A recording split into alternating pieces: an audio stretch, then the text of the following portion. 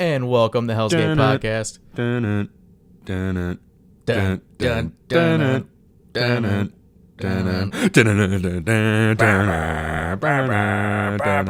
Anyway, welcome. This is Dominick Hell's Gate Podcast. Anthony Militello here. We are back with our second half of episode 6. Yes, sir. The wrestling side. The wrestling half. Hell yeah. I've been waiting for this. Me too. There's a lot to talk about. Oh yeah, I got some crazy predictions There's a lot going on. Yeah. We gotta get so, to. As you can hear by the 5-second intro of us humming Roman Reigns' theme song, that's who we're gonna start with. Yeah. We have some great news for people who didn't already know. His cancer's in remission, and the big dog is back on the hunt, baby. That's great news. Back to his yard. Yeah. Congrats, Roman Reigns, for beating cancer once again. Very happy for you. That's incredible. He beat it twice now, which is just crazy. It's crazy. And I'm proud of him. I feel like he definitely got a lot of love and support from the WWE universe when he didn't think he would, because everybody hates him. Yeah, people boo him because of how WWE books him, not because anybody hates Roman Reigns himself. Exactly. Everyone knows that guy's a great guy. If you watch anything aside from the actual product, you already know he's good with the community. He's good with kids. He's a family man. Everyone knows that he's a great guy. So seeing him having to go through something like that, you're gonna cheer. It's not like hopping on the bandwagon. It's just everyone's gonna come behind that guy and lead him to the promised land. There's something about nerds, wrestling fans specifically, that we all rally around our guys. Yeah. You know? Oh yeah. We, regardless of who, if somebody got cancer, we as a community are gonna rally around them and really make them feel loved and welcome back when he comes back. That's the most anyone's ever cheered him. I guarantee it. Oh yeah. So I bet he really feels the love, and putting all of our differences with WWE aside, as fans, is a really, if we weren't able to do that and we booed Roman Reigns on his return, from his hiatus having cancer, could you imagine what kind of fan base would that? I would stop watching wrestling. I think 100%. I wouldn't. That obviously that's not WWE's fault, but 100%. I don't know if I could be in that kind of toxic fan base. I don't know if I could. Mm-hmm. But congrats to Roman Reigns, man. Huge deal. Do you think, this is an off-topic thing, kind of, but do you think, as his career goes on, do you think he'll end up getting booed again because of how WWE books him? No. I think this is the best. But obviously, I don't want to say this because it sounds bad, but this is the best thing that could have happened to him from a crowd perspective, because he's going to win the championship. They're going to push him to the moon again. 100%. But he deserves it. And everybody loves it, yeah. And everyone's going to love it because, it's a comeback story. Yeah, makes for a great story, no doubt. Absolutely. And I think that is definitely if they don't push him upon his return and they make that mistake, there's no other option. They have to push him. They have to. They'd be missing out on money. Yeah. And that T-shirt is sweet. You see his T-shirt? Oh yeah. With the the breast cancer awareness thing. That's cool. Yeah. I like that. I might buy one. It's cool to see him back. I mean, wait, before you continue, I'm sorry. I didn't mean to cut you off. It's okay. But speaking of T-shirts, if you didn't hear on our first half of the episode, we have a T-shirt store now. We're doing it through Teespring. So teespring.com/Hell's Gate Podcast.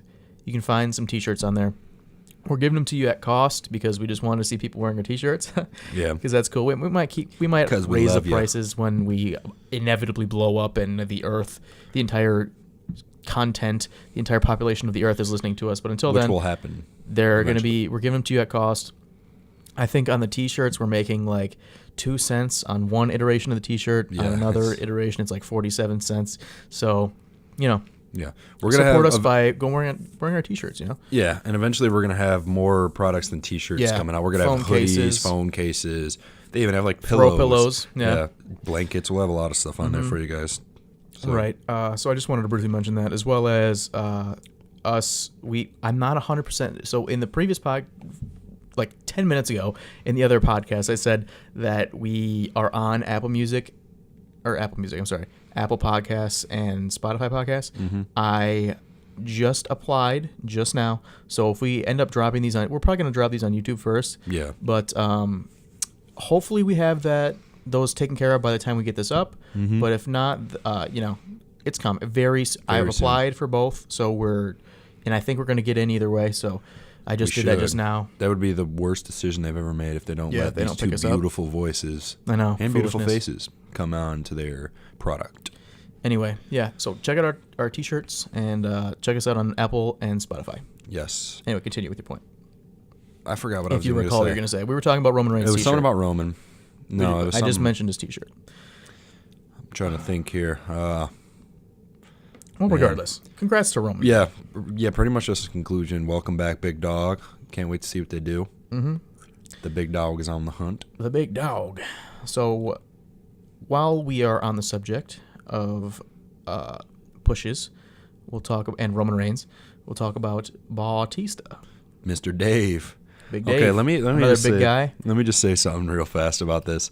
Okay, it's awesome seeing Dave Batista back. I love Dave Batista. Everybody loves Batista. Everyone loves him in Guardians of the Galaxy. Whatever. Everybody loves Dave Batista. Anyways, the way that they decided to make this feud come about with him and Triple H is absolutely terrible.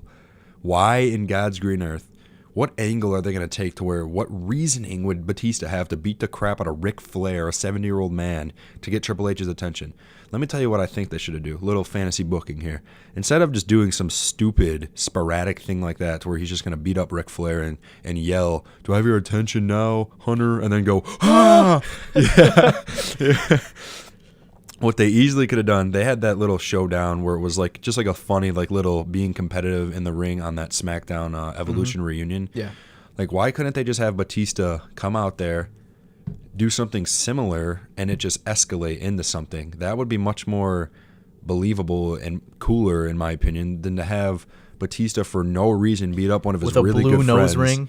Yeah, beat up one of his really good friends and Ric Flair to get Triple H's attention for God knows what reason.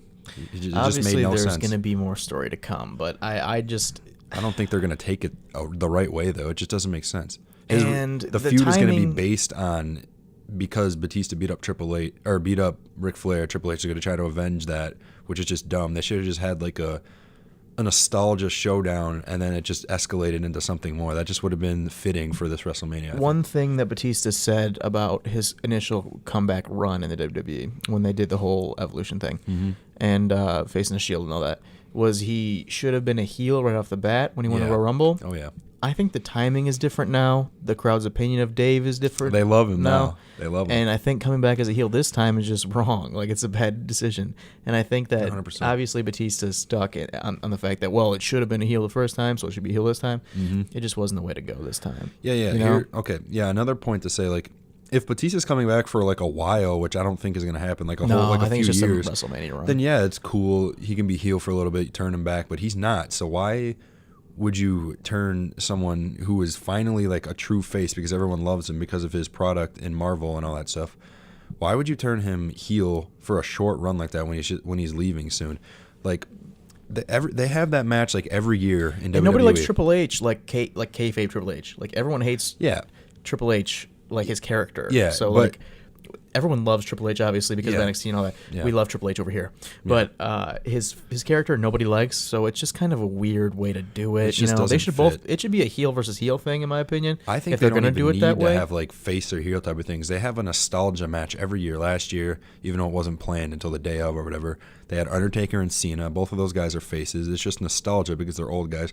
The year before that, they had that was the year before that. They had Brock and Goldberg. No one was really a face or heel in that situation. Well, Brock was definitely a heel.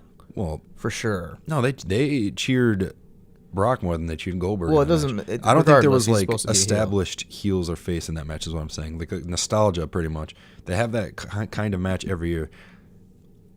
This year, what was the point of making it a heel and face type of thing when they could have just had two icons of the business in the 2000s just square off in a nostalgia battle?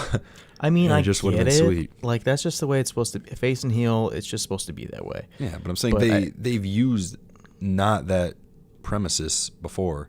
So, like, why? That's like a location, a premises.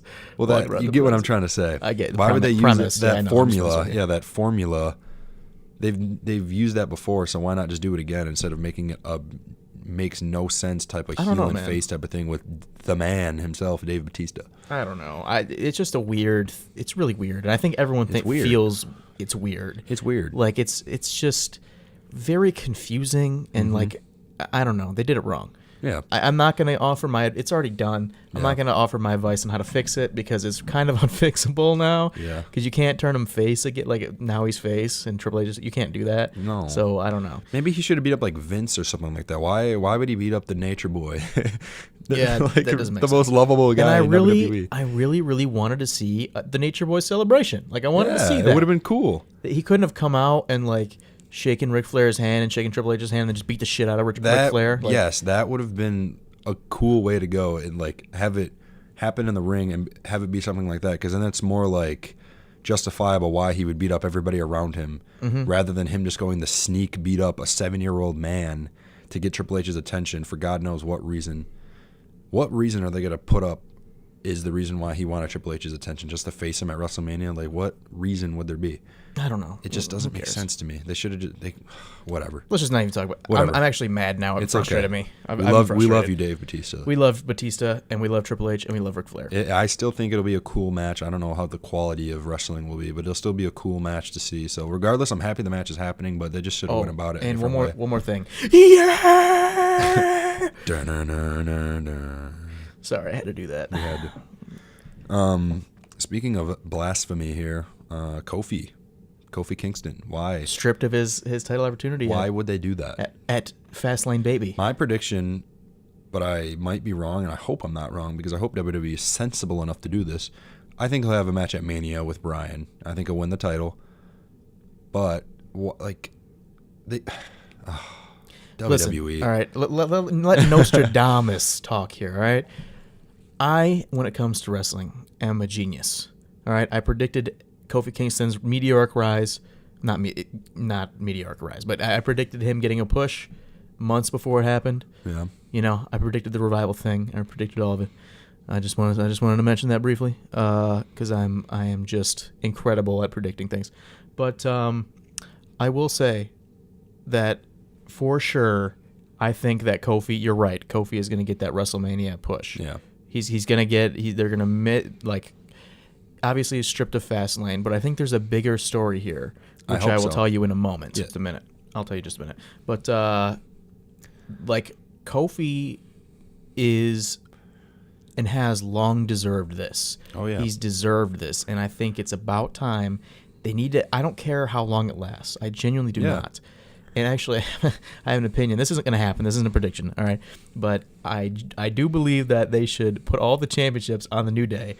Like the tag championships, they're not doing anything with the U.S. title. They're fantastic. Like, they deserve it. So it would be cool if they went on like that gold expedition, you know, and they procured a bunch of championships. It'd be nice. Like Big E U.S. title, and him and Xavier Woods, or Kofi and Xavier Woods, whoever, have the tag titles on SmackDown, and you know, Kofi's world champ. I think that'd be an awesome idea. It would be.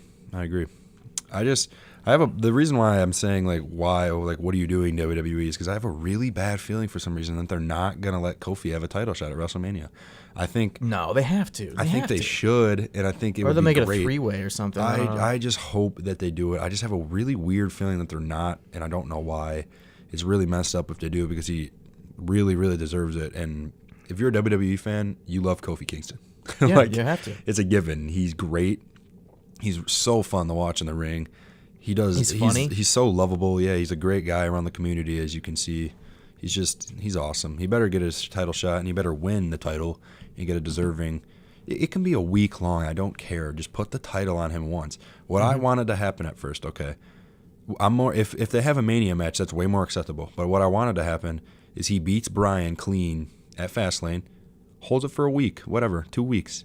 Loses it before Mania. I would have been even okay with that. That's what I thought the original plan was going to be, truthfully. I would have been okay with that. I just want him to have the title at least once. It would be awesome to see Kofi Kingston with the title. I know. It's got to happen. It has to. And it would be very funny to see him hold up that hemp title, like the Daniel Bryan version of the title, because that's the title he's going to win, you know? Yeah. Oh, yeah. And then he could introduce a New Day version, made out of pancakes or something. That'd be ridiculous. On the side, yeah. That'd be hilarious. But a similar situation is going on, and this kind of ties into my greater point that I'm going to make to you later. Okay. But Becky Lynch and her situation. I think that one's more predictable. I think it's inevitable that she's going to get back into that match. It's triple threat WrestleMania. It's pretty a given. It's pretty much a given is what I meant to say. And I think she'll win at Mania. What do you think? I think so too, and I hope she does. She deserves it. I think she's easily the hottest commodity in WWE. That would be one of the biggest, like, one of the coolest WrestleManias from a fan's perspective. Oh, if Kofi wins the main title and then like the WWE Championship, which is the show's main title, obviously, but also the company's main title. Yeah. And I think that if Becky wins, it's just like it's just a sweet cherry on top. It'll be great. And I definitely think that Becky, Charlotte, and Ronda should main event the pay-per-view. I think 100%. It should be the main event, like the last show. If we'll talk about, the last match on the show. We'll talk about WrestleMania on another episode, obviously, but like just a quick statement about it. If WWE books this WrestleMania correctly, it could go down as one of the best WrestleManias they've ever had. Absolutely. Easily. And they have the talent. Fans want, if they do what the fans want, but throw a little bit of unpredictability in there, and they have great wrestlers, great talent. It could be one of the best ones. It could be the best one since the one, what's that one that everybody loves? The one where Edge speared Jeff Hardy, and then there was The Rock and Stone Cold. Which WrestleMania was that one? Are you talking about 17? I think so. The one that everybody says is the best of all time. It could be the best. 17. Yeah, it could be the best one since that one. Is what I'm trying to say. Right. If they book it correctly, which I don't have much confidence. No, and you shouldn't. They let me down every time. Me and Dom on this podcast even said, "Oh, Royal Rumble this year was going to be so good. It was going to be one of the best to come. Potential. It had so much potential, and they completely squandered. There's that word. They squandered it completely to a full T. They squandered it, and I was so disappointed. So disappointed. You don't understand how badly me and Dom wanted to get in the studio just to have an episode 30 minutes long just ranting about how bad Royal Rumble was. It was so bad to me. I was so disappointed. I was literally so mad. Me and Tony watched it together at our friend Hunter's house. Shout out Hunter. He's been on the podcast before. Yes, sir. You guys know Hunter. Oh, yeah. But we watched at his house, and like as the matches were going along, I was getting gradually more and more disappointed. And irritated. And I could, and he can attest to this. I was so ready for the men's Royal Rumble and the women's Royal Rumble. Yeah. Or I'm sorry, the women's Royal Rumble had already happened, and I was like, I was a little it wasn't like terrible, but it definitely was not good. Yeah, there was so I was much so comedy. ready to get bailed out by the men's Royal Rumble and like have it accept. Like my thing is with Kofi botching both of his He had two spots where he was going to get thrown out and then came back in. Yeah. He botched them both. Yes, and that is exactly it encompassed the entire Royal Rumble for 100%. me. Like, it was just a big Kofi 100%. Kingston botch. All right? Like, how do you he's never botched that before either. He's never botched his Rumble spots before. No, yeah, I know. So it just agitates me. How do you have a Royal Rumble and not have any surprise entrance at all? None. In the men's Royal Rumble, I could Jeff be wrong. Jarrett. I was going to say, that was the only surprise entrant, and no offense, I love Jeff Jarrett, but that no one cared. No. He didn't even get like a huge pop. No one cared that much. It's Jeff Jarrett. He's never been a huge WWE guy as it is. So like, he won the Intercontinental Championship. Yeah, it wasn't some like huge nostalgia guy that everybody was like, oh my God, he's back. Like, I can't even think of a name right now, but you get what I'm saying. It was just bad. In the women's Royal Rumble, there was literally more comedy than there was wrestling. And if they want, everybody obviously takes the women's division seriously now. They just made a women's tag team championship, which we'll get to in a little bit here. But everybody takes them serious, obviously. But if they want to keep that like level of like success, you can't have a comedy act as the Royal Rumble. It was literally comedy acts the entire time. The Carmella dance party, whatever. Nia Jax being a complete idiot. Like, it was just terrible. I like that she was in the men's Rumble. That was kind of cool. That was cool, but it was, whatever. At the same time, it was like, what the hell? The point was, I picked Kofi to win the men's Rumble. Kind of jokingly, my series pick was Drew McIntyre, but I had a very strong feeling that Kofi was going to get the push. I didn't think it was going to be before WrestleMania, though. Yeah. I had no idea. Yeah. I thought that he was going to get a push after WrestleMania. Yeah. But he got it before, and I thought they were going to break up the New Day, which they haven't yet, which I'm very happy about. Mm-hmm. But anyway, Elimination Chamber was good. Yes, it was. No complaints about Elimination Chamber. It was a good pay-per-view, yeah. They absolutely. Step in the right direction. Absolutely. 100%. Yeah. So we'll talk briefly about the random NXT call-ups. Oh, yeah. Oh, my God. For some reason, according to everybody that knows anything about the situation, Vince doesn't consider they don't have any, I'm using air quotes, upper mid-card stars. I don't know how he thinks that. It's sad that they designated Finn Balor to that right now. It's so upsetting to me, but it's okay. That's okay to me. Have you not heard of The Miz? Like, really. they literally called up these NXT guys completely out of the blue. Like, just called them up, and they're deep in feuds, and they're like, we're so invested in the... Okay, so for people who don't know, the 4 people that got called up, to my knowledge, outside of, like, Lacey Evans and EC3. Heavy Machinery and EC3, were Aleister Black, Ricochet, Johnny Gargano, and Tommaso Ciampa. They're 4 biggest stars, literally, besides maybe like Adam Cole and like Velveteen. And Velveteen, exactly. Those are the 2 Those are next their 4 guys. biggest stars, yes. So they call up Johnny Gargano and Ciampa, who were in a blood feud, and I was really looking forward to the payoff because it was a slow build. It was perfect. They did everything right, and then Johnny wins. He turns heel, which is fine, and he wins the championship, the NXT North American Heavyweight NXT Championship, whatever it's called, and he's heel, which is totally fine with me. But the big kicker is they started putting him and Ciampa together for no reason. Yeah, and I knew weird. something was coming. I could feel it. I can feel your anger. But I could feel it, and now he's randomly with Ciampa as a tag team on the main roster, which is super agitating. Ciampa's the NXT Heavyweight Champion, so you know he's going to lose it at the next takeover. Yeah. And what's even more agitating to me is they just randomly partner Ricochet and Aleister Black together. Literally makes no sense. Literally. But I think this is going to play, and I'll just mention it now for the sake of the length of the episode, right? So I'll just mention it. I think that this is all part of a larger storyline. I think that it's going to be, obviously, the call-ups, nobody can explain them outside of Vince's reasoning, and it's a terrible reason. And Vince has inexplicably been coming down to the ring and changing matches and randomly changing, taking Kofi out and putting Kevin Owens in. Can I cut you off real fast? Yeah, go ahead. Because we've already talked about this before. I know what you're going to say, and it's lengthy, so I just want to get a few thoughts before you go ahead. Yeah, but it's elaborate. If they designate Ciampa and Gargano to a tag team division, that'll be the stupidest thing I've ever seen in my life. If they don't have Aleister Black and Ricochet as like main title contenders, or like even mid-card title contenders. Ricochet is the perfect Intercontinental U.S. champion guy. Perfect. If they just need those guys to be like mainstream, they need to be like the main stars of the shows because they are that damn good. They are better than half of the main roster already. People love them. People know who they are. They're great. If they all get designated to like tag team divisions, it's just blasphemous. It makes no sense, and it'd be really stupid. 100% agree. Yeah. Well, thank you. You're welcome. Go ahead. We don't always agree on everything. We don't. Go ahead. When we do, we vehemently agree. Yeah, we do. So what I was going to say was it's all part of a larger storyline that I think is coming, and if it's not, it totally should. So Vince has been doing these things, and he's been kind of like, I think they're making the play at being senile, and I think that he's like losing. It's kind of a shoot thing, but also not. We all know that the Vince McMahon has the XFL coming up, right? Yeah. So I think that it's about time for Vince to step down. And I think that Vince is realizing he's losing touch. Should have like 10 years ago, but go I don't know about 10 years. I think now is the perfect time. Yeah. And I think they're kind of doing a shoot angle. That's not really, it's a work. But I'm using a lot of wrestling terms today, I'm sorry. But I think that Triple H, with the success of NXT and Vince doing all this crazy random stuff, obviously after WrestleMania, after his feud with Batista, there's going to be like kind of a slow burn.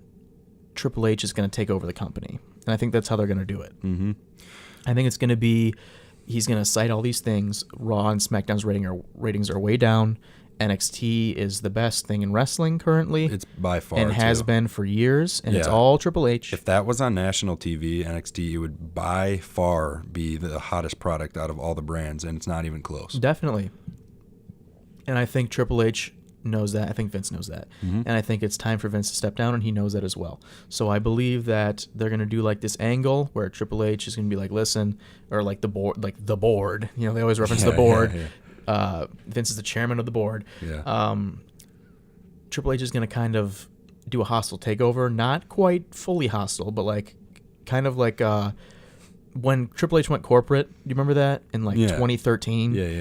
where he kind of like slowly got petered out. The roster was starting to do strikes. I don't think it's going to be quite that, but I think there's a lot of potential there. 100%. And I think that there could be a whole NXT invasion where the guys from NXT come up and like that would be brilliant. Have a war with the main roster pretty much, and awesome. I think it could be the best angle that WWE's had in 10 years, at least since Nexus. Yeah, no doubt. I think that's a really good idea, and I think they should totally do it. If not the NXT invasion thing, but then like definitely the Triple H taking over thing. Yeah. So Vince can like kind of semi-retire, focus on the XFL, things like that. See, when Dom first told me about this theory, this thought, like a couple days ago, I was literally like scratching my head. I was like, "Are you stupid?" Right, but then you think about it, and you think that Triple H has a lot to like lean on, and then he could easily cite all these things: the ratings, the NXT is better, the fact that Vince is randomly just calling up his stars to like and like squandering them, and that these people are getting suppressed, like Becky and Kofi and stuff like that. Yeah. Then when I tie it all together and you think about all the points that Dom makes, it makes so much sense for them to do this, because if you also look at a point that he didn't mention, there's a lot of guys asking for the release right now. Oh yeah, and it's getting to an extreme amount of numbers, and they're going to migrate to AEW, so they have to do something, and something big, something really big, really soon. And this is truthfully like the only thing I could really think of that they would do that would be such a big hit and such a hot commodity if it happened. So I think like they especially need in the to locker do room. this. They need to do this. I don't know if it's a prediction. Boost. I don't know if it's my prediction, because I don't think they're that creative, like Dom and Tony, the greatest podcast of all time. But Vince literally listens to us. Like every idea I've had, like there's something going on. He listens to us, literally. All right, either I'm psychic and you're psychic, or like Vince is listening to the podcast. So Vince, if you're listening, we love you, and we think you've done great things. But I think you've just about taken WWE as far as you can. It's time to pass the torch. You know, Triple H is going to blend that hardcore wrestling fan base and keep them happy while doing the entertainment stuff. Yeah, Vince's like vision as like what WWE should look like, and who his champions should be is like 10 years ago is WWE. Today, it's about the quality of wrestling. It's not about what they look like at all, which I think their look should be like a little bit into it, obviously. But I think it's about their wrestling now. It's about how good they are with the mic and all that stuff. Yeah. All Vince cared about was huge guys, like big, muscular guys, but it's not about that at all. It always has been anymore. A little bit about the mic and the ring quality, obviously. Yeah. But the biggest thing for me that makes a superstar is like the crowd can just feel it. Like like the fans feel it. Yeah, and that fans feel that with all these NXT guys. Yeah. The fans feel it with all of those guys, and they don't with some of the main rosters guys. So it's. I mean, even the lower. Well, I guess the bottom of the card guys like Tyler Breeze and Fandango. If you think about it, they were super over at a time. Yeah, they were. You know, they were super. Both together obviously, but separately. Yeah, the crowd was singing Fandango music in like the main events of matches. Yeah, Fandango beat Chris Jericho at WrestleMania, man. What does that say about him? He was set for something, but they ruined it. He's a great wrestler, and he was good on the mic, and so was Tyler Breeze. It's just it's time for Vince to step down, and I think that this is the perfect way to do it. And I'm throwing this out as a wild prediction, just like Kofi, just like Vince and the WWE like scrambling and like giving people championships, like the Revival to keep them happy, to keep them to get them to stay, and Finn Balor. Yeah. I predicted that as well. Yeah. Like it's just about them trying to keep control, and everybody sees right through it. And it's time for a change, and I think that is the absolute best way to do it. Oh, yeah. I agree with that. I disagree with one part about it being a prediction. Yeah. I don't predict it to happen. Right. I don't think it'll happen. I think it should 100% happen, though. But I don't think WWE writers have the creativity to do it. But I think they should, because they need to. I think that's the smartest way to go about it. I do, too. They need to, but I don't think they will. What is more fitting than Vince's exit from the WWE being a major storyline? Like, it couldn't be more fitting. 100%. You know what I mean? Him getting kicked out by his kids and Triple H. Yeah, and then he'll induct himself into the Hall of Fame. Yeah, exactly. It's beautiful. It should happen. I just don't think it will, but I think it very damn well should, no doubt. All right, good. Is there anything else we wanted to hit before we wrap it up? We're at about half hour here. I mean, we can briefly touch over the women's tag team and men's tag team championships right now. Just a quick on the Revival. It's about goddamn time that they won the tag team championships. They're fantastic, but I want Ciampa and Gargano and all those guys to win when they're on the main roster. They've been undefeated, all of them, since they got on the main roster.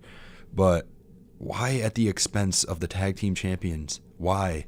Why would they do that? They're making Raw, the Revival look more bad than they were when they weren't the champions. It's ridiculous. I don't know Raw why they hate the Revival. On SmackDown, they're burying the bar. The bar, too. yeah. The best thing in tag team wrestling outside of the New Day since I can't even tell you when. Oh yeah. Seriously, it's crazy to me. It's just, it makes no sense. And the women's tag team championships, they're doing a good job so far. I thought having Sasha and Bayley as the tag champs was a good choice. It was a little predictable, but it was a good choice. Very predictable. Yeah, it was a good choice though, because I think they have the best chemistry. I think No. on the Raw side, I'm saying on the Raw side, sure, they had the best, because I knew those titles would be on Raw regardless. I knew damn well a SmackDown team was going to win it, but on Raw, I think they had the best chemistry. They're gonna feud with Nia Jax and Tamina Snuka. That's like vomit in my mouth type of match right there. It's gonna be a cluster fuck. I am looking forward to the Mandy Rose, Sonya Deville feud with them. Obviously the Bella Twins. Mandy Rose is getting a title shot at Asuka. I know. It's not going anywhere. She's not ready. I like if it does, it's foolish. She's not ready. I like it, but I'm looking forward to them in the Iconics and a bunch of stuff. Like there's plenty of tag teams. Yeah, I think that division is gonna be really, really good. Kairi Sane and her friend, I forget her name. Yeah, I know who you're talking about. Yeah. I think they need to keep that fire with that division. You know what I'm saying, though? Yeah, absolutely. Because the men's is like on and off, where they'll have like really good times and then really bad times. I think they need to, right from the gate, keep the women's tag team division like really hot, have fresh faces, have fresh feuds. Like there's a WrestleMania prediction that a lot of people have, which I think is correct, and I know a lot of people will disagree with me thinking this, but they're thinking about having the Boston Hug Connection versus Trish and Lita, which I think is just a really good way to market the title at first. And then obviously you can have real... Trish and Lita are going to lose. Like, there's no point in that. I know. It brings, like, bigger value, I think, to the title, because that's such big names. Those are the two biggest names of the women's division since it's been a thing. So, like, them beating them to... I know they're out of their primes, obviously, but them beating them to, I think, puts a lot of value on the titles.